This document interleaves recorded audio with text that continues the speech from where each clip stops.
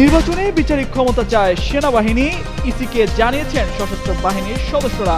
জবাবদিহিতার বিষয়টি নিজেদের কাছে রাখতেই এমন দাবি বলছেন বিশ্লেষকরা। অন্তর্বর্তী সরকারের মেয়াদ নিয়ে মিলল নতুন বার্তা। নির্বাচিত সরকার আসলেই হবে দায়িত্ব হস্তান্তর, প্রধান উপদেষ্টার প্রেস উইং এর বিবৃতি। এবার শাপলা ইস্যুতে কঠোর অবস্থানে নির্বাচন কমিশন, ইসির পক্ষ থেকেই চূড়ান্ত করা হবে প্রতীক, দাবি না মানলে আন্দোলনের হুঁশিয়ারি এনসিপির। বড় কর্মসূচি নিয়ে মাঠে নামতে যাচ্ছে জামায়াত, দেশ জুড়ে সভা সমাবেশ ও বিক্ষোভ করার ঘোষণা। আওয়ামী লীগের লগি বৈঠা তাণ্ডবের বিচার চেয়ে বিবৃতি। মনোনয়ন প্রত্যাশীদের সঙ্গে বৈঠকে বিএনপি, চূড়ান্ত প্রার্থীদের হয়ে কাজ করার নির্দেশনা তারেক রহমানের। বিশৃঙ্খলা করলেই ব্যবস্থা নেয়ার হুঁশিয়ারি দলের হাইকমান্ডের। রাতভর ড্যাফোডিল ও সিটি বিশ্ববিদ্যালয়ের শিক্ষার্থীদের সংঘর্ষে উত্তাল আশুলিয়া, ভাঙচুরে বিধ্বস্ত সিটি বিশ্ববিদ্যালয়ের ক্যাম্পাস, পরিকল্পিত দাবি বিশ্ববিদ্যালয়ের প্রক্টরের। পূর্ণ শক্তিতে ধেয়ে আসছে ঘূর্ণিঝড় মন্থা, আঘাত হানবে কাল। ঘন্টায় ৮৮ কিলোমিটার বেগে বয়ে যাচ্ছে দমকা বাতাস, সমুদ্র বন্দরকে ২ নম্বর হুঁশিয়ারি সংকেত। দীর্ঘ ১৬ বছর পর হারানো ক্ষমতা ফিরে পেল বাংলাদেশ সেনাবাহিনী। এর মধ্যে আরপিও সংশোধন করে সেনাবাহিনীকে আইন শৃঙ্খলা বাহিনীতে যুক্ত করা হয়েছে। এছাড়া ত্রয়োদশ জাতীয় সংসদ নির্বাচনের সময়ও বিচারিক ক্ষমতা চায় সেনাবাহিনী। নির্বাচন কমিশনের সাথে আইন শৃঙ্খলা রক্ষাকারী বাহিনীর বৈঠকে বিষয়টি তুলে ধরেন সশস্ত্র বাহিনীর সদস্যরা। তবে প্রশ্ন উঠছে, নির্বাচনের সময় কেন বিচারিক ক্ষমতা চাওয়ার কথা বলা হচ্ছে বাহিনীর পক্ষ থেকে? সোমবার এ নিয়ে একটি প্রতিবেদন প্রকাশ করে ব্রিটিশ সংবাদ মাধ্যম বিবিসি বাংলা। প্রতিবেদনে বলা হয়, ১৯৭৩ সালে নির্বাচন থেকে বাংলাদেশের সেনাবাহিনী মোতায়েন হচ্ছে বলে জানিয়েছে নিরাপত্তা বিশ্লেষকরা। সাধারণত নির্বাচনের সময় আইন শৃঙ্খলা পরিস্থিতি সামাল দিতে বেসামরিক প্রশাসনের সহায়তায় সক্রিয় থাকে সেনাবাহিনী। নির্বাচন কমিশনের কর্মকর্তারা বলছেন, অতীতেও নির্বাচনের সময় বেসামরিক প্রশাসনকে সহায়তা করতে সেনাবাহিনী স্ট্রাইকিং ফোর্স হিসেবে দায়িত্ব পালন করে আসছিল। সাধারণত আইন শৃঙ্খলা রক্ষাকারী বাহিনীগুলো বা স্ট্রাইকিং ফোর্সগুলোর নিয়ন্ত্রণ, জবাবদিহিতা নিশ্চিত করার জন্য ম্যাজিস্ট্রেসি পাওয়ার বা বিচারিক ক্ষমতা সিভিল প্রশাসনের হাতে রাখা হয়। নির্বাচনের বিশ্লেষক ও সাবেক ইসি কর্মকর্তা জেসমিন টুলি বলেন, এর আগে আইন শৃঙ্খলা বাহিনীর সংজ্ঞায় সশস্ত্র বাহিনীর কথা উল্লেখ ছিল না। সংশোধিত আরপিওতে সেটি যুক্ত করার ফলে সশস্ত্র বাহিনী নির্বাচনী ভোট কেন্দ্র ও এর ৪০০ গজের মধ্যে অন্যান্য আইন শৃঙ্খলা বাহিনীর মতোই দায়িত্ব পালন করতে পারবে, অ্যাকশন নিতে পারবে। কিন্তু এক্ষেত্রে কেন্দ্রের বাইরে কিংবা অন্য জায়গায় যদি পরিস্থিতি নিয়ন্ত্রণের বাইরে চলে যায়, তখন কি সেনাবাহিনী তার নিজ ক্ষমতা বলে পরিস্থিতি নিয়ন্ত্রণ করতে পারবে?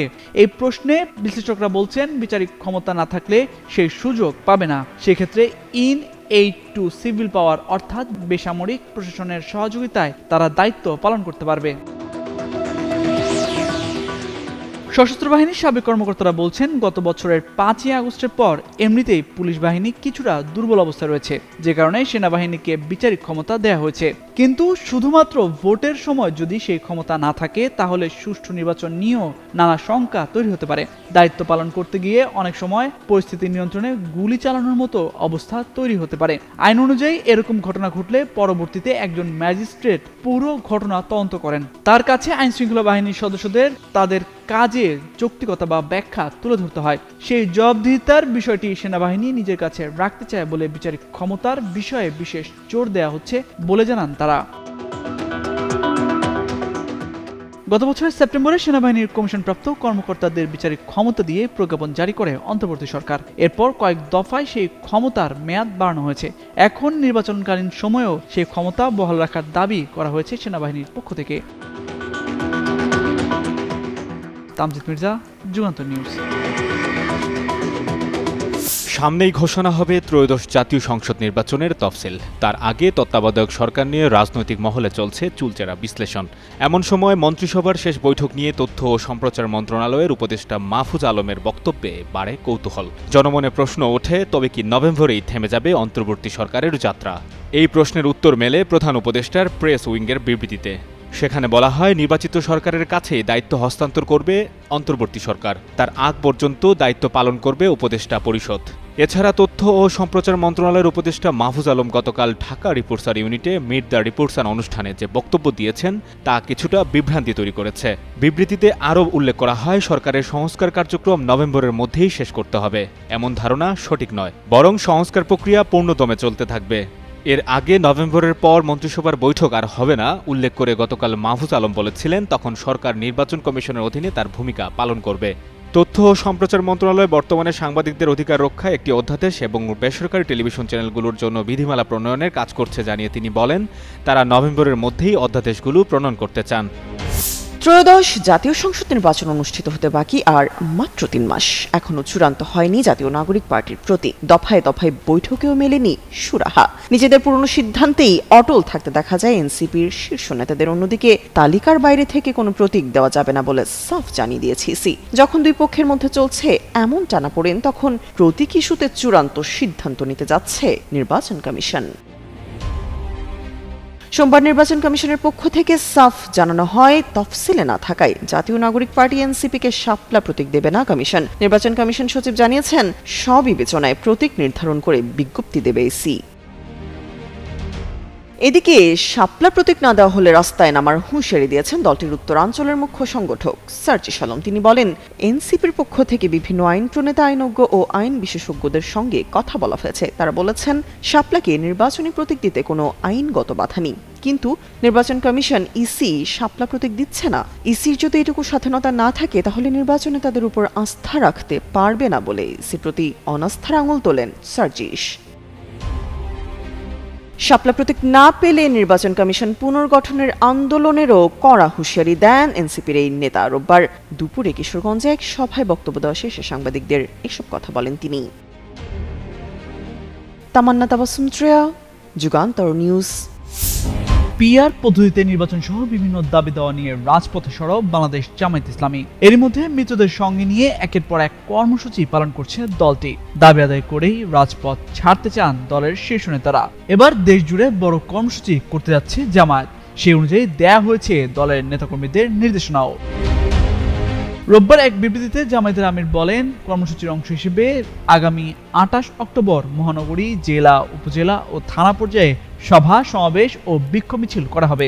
সেই সঙ্গে আলোচনা সভা ও দোয়া অনুষ্ঠান বাস্তবায়নের লক্ষ্যে প্রয়োজনীয় প্রস্তুতি ও কার্যকর পদক্ষেপ গ্রহণের জন্য সংগঠনের পক্ষ থেকে বিশেষভাবে অনুরোধ জানানো হয়েছে। তিনি বলেন 2006 সালে জাতীয় সংসদ নির্বাচন বানচাল করার উদ্দেশ্যে 4 দলীয় জোট সরকারের মেয়াদ শেষে 28 অক্টোবর আওয়ামী লীগের নেতৃত্বাধীন 14 দলীয় জোট সারা দেশে লগি বৈঠার তাণ্ডব সৃষ্টি করে। সেদিন বাইতুল মোকাররমের উত্তর গেটে বাংলাদেশ জামায়াত ইসলামীর উদ্যোগে একটি জনসভার আয়োজন করা হয়। সকাল থেকে জনসভার স্টেজ নির্মাণের কাজ চলছিল। হঠাৎ 14 দলীয় জোটের সন্ত্রাসীরা গোটা পল্টন এলাকায় জামায়াত ইসলামী ও ইসলামী ছাত্র শিবিরের নেতাকর্মী সহ সাধারণ মানুষের উপর লগি, বৈঠা, লোহার রড ও বিভিন্ন আগ্নেয়াস্ত্র নিয়ে হামলা চালায়। সেদিন সকাল থেকে সন্ধ্যা পর্যন্ত পল্টন এলাকা লগি বৈঠাধারীদের সন্ত্রাসী তাণ্ডবে এক রক্তাক্ত প্রান্তরে পরিণত হয়।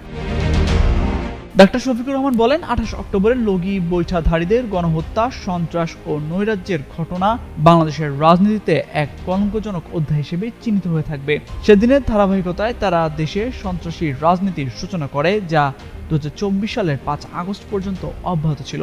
28 অক্টোবরের নারকীয় গণহত্যার সঙ্গে জড়িত খুনিদের বিচারের জন্য সুনির্দিষ্ট মামলা দায়ের করা হয়েছিল, কিন্তু তৎকালীন সরকার সেই মামলা প্রত্যাহার করে বিচারের পথ রুদ্ধ করে খুনিদের রক্ষা করে। তবে রাজনৈতিক পট পরিবর্তনের ফলে দেশে ন্যায় বিচার প্রতিষ্ঠিত হবে এবং অবিলম্বে 28 অক্টোবরের গণহত্যাকারীদের বিচার নিশ্চিত করা হবে বলে আশা প্রকাশ করেন তিনি।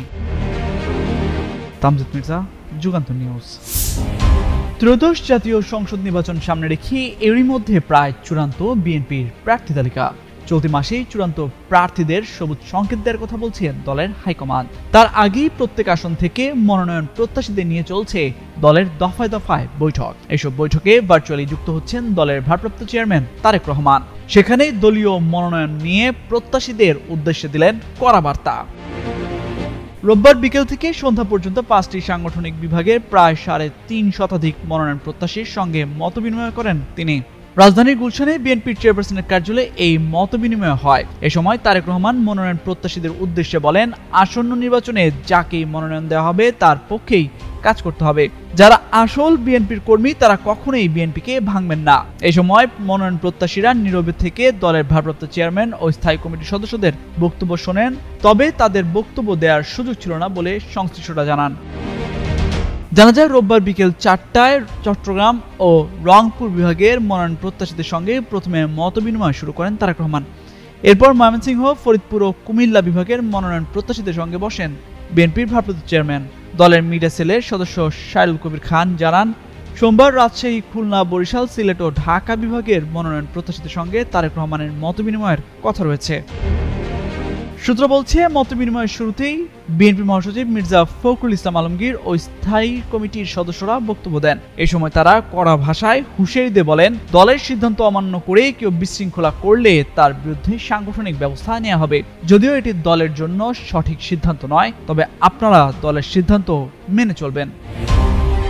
মতবিনিময় সভায় উপস্থিত ছিলেন চট্টগ্রাম, রংপুর ও ময়মনসিংহ বিভাগের একাধিক মনোনয়ন প্রত্যাশী। জানান, সবার শেষে বিএনপি ভারপ্রাপ্ত চেয়ারম্যান তারেক রহমান মনোনয়ন প্রত্যাশীদের উদ্দেশ্যে বলেছেন, আসন্ন নির্বাচনটা অত্যন্ত গুরুত্বপূর্ণ, সেজন্য নানা দিক বিবেচনা নিয়েই প্রার্থী বাছাই করতে হচ্ছে। এবারের নির্বাচনে দল যাকেই মনোনয়ন দেবে তার পক্ষে সবাইকে ঐক্যবদ্ধ থেকে কাজ করতে হবে, তা না হলে দেশ ও জাতির ক্ষতি হবে। তারেক রহমান আরও বলেছেন, যাকে মনোনয়ন দেওয়া হবে তার প্রথম কাজ হবে নিজের আসনে গিয়ে সহকর্মীদের ডেকে নিয়ে পরামর্শ করে কাজ করা। বিশেষ করে আগামী নির্বাচনে স্থানীয় সহকর্মীদের ছাড়া নির্বাচন করা কঠিন হয়ে যাবে। সেজন্য সবাইকে ডেকে নিয়ে সবার সঙ্গে পরামর্শ করে নির্বাচনের কার্যক্রম পরিচালনা করতে হবে বলে নির্দেশ দেন তারেক রহমান। তামজিদ মির্জা, যুগান্তর নিউজ। ক্যাম্পাস প্রাঙ্গণে দাঁড়িয়ে আছে পুড়ে যাওয়া বাস, লন্ডভন্ড বিশ্ববিদ্যালয়ের অফিস রুম থেকে শুরু করে সব জায়গা। এই চিত্র সাভারের আশুলিয়ার সিটি বিশ্ববিদ্যালয়ের। রাতভর ড্যাফোডিল ইন্টারন্যাশনাল বিশ্ববিদ্যালয় ও সিটি বিশ্ববিদ্যালয়ের শিক্ষার্থীদের দফায় দফায় সংঘর্ষের পর ঘটে এই ঘটনা। এই সময় আহত হয়েছেন অন্তত 1.5 শতাধিক শিক্ষার্থী। রোববার রাত 9টার দিকে আশুলিয়ার খাগান এলাকায় বেসরকারি ড্যাফোডিল ইন্টারন্যাশনাল ইউনিভার্সিটি ও সিটি ইউনিভার্সিটির শিক্ষার্থীদের মধ্যে এই সংঘর্ষ শুরু হয়। শিক্ষার্থীরা জানান, গতকাল সন্ধ্যার পর ড্যাফোডিল ইউনিভার্সিটির শিক্ষার্থীদের ভাড়া বাসা ব্যাচেলার প্যারাডাইস হোস্টেলের পাশে বসেছিলেন সিটি ইউনিভার্সিটির শিক্ষার্থীরা। তাদের মধ্যে এক শিক্ষার্থী থুথু ফেললে অসতর্কতাবশত সেখান দিয়ে মোটরসাইকেল যোগে যাওয়ার ড্যাফোডিল ইউনিভার্সিটির এক শিক্ষার্থীর শরীরে লাগে।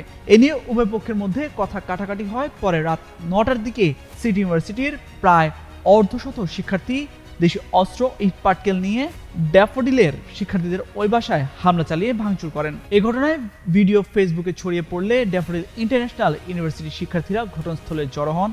এক পর্যায়ে তারা সিটি ইউনিভার্সিটির দিকে অগ্রসর হন।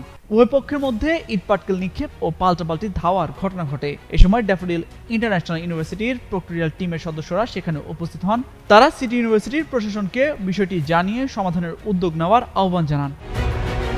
এই উত্তেজনার মধ্যে সিটি ইউনিভার্সিটির সংলগ্ন এলাকায় পৃথক একটি স্থানে সিটি ইউনিভার্সিটির শিক্ষার্থীরা ড্যাফোডিলের এক শিক্ষার্থীকে মারধর করেন। পরে ড্যাফোডিলের শিক্ষার্থীরা সিটি ইউনিভার্সিটি ক্যাম্পাসে ঢোকেন। তারা ক্যাম্পাসে দাঁড় করিয়ে রাখা বিশ্ববিদ্যালয়ের 3টি বাস, একটি প্রাইভেট কারে আগুন দেন। এছাড়া একটি বাস, 2টি প্রাইভেট কার, একটি মোটরসাইকেল, প্রশাসনিক ভবনে ভাঙচুর করা হয়। দিবাগত রাত 3:30টার দিকে ড্যাফোডিলের বেশিরভাগ শিক্ষার্থী সেখান থেকে চলে আসেন, তবে কিছু শিক্ষার্থী সেখানে আটকে পড়েন। পরে 2টি বিশ্ববিদ্যালয়ের প্রশাসনের কর্মকর্তারা আলোচনা করে পরিস্থিতি নিয়ন্ত্রণে আনেন। সিটি ইউনিভার্সিটির প্রক্টর অধ্যাপক আবু জায়েদ গণমাধ্যমকে বলেন, ঘটনার সূত্রপাত কিভাবে হয়েছে সেটি এখনো তারা নিশ্চিত নন। ছাত্রদের মারামারি থেকে ক্যাম্পাস পুড়িয়ে দেওয়ার ঘটনা ঘটতে পারে না, এটি পরিকল্পিত বলে মনে করেন তিনি। তামজিদ মির্জা, যুগান্তর নিউজ। উত্তাল বঙ্গোপসাগরে চোখ রাঙাচ্ছে ঘূর্ণিঝড় মন্থা। এরই মধ্যে গভীর নিম্নচাপটি পরিণত হয়েছে ঘূর্ণিঝড়ে।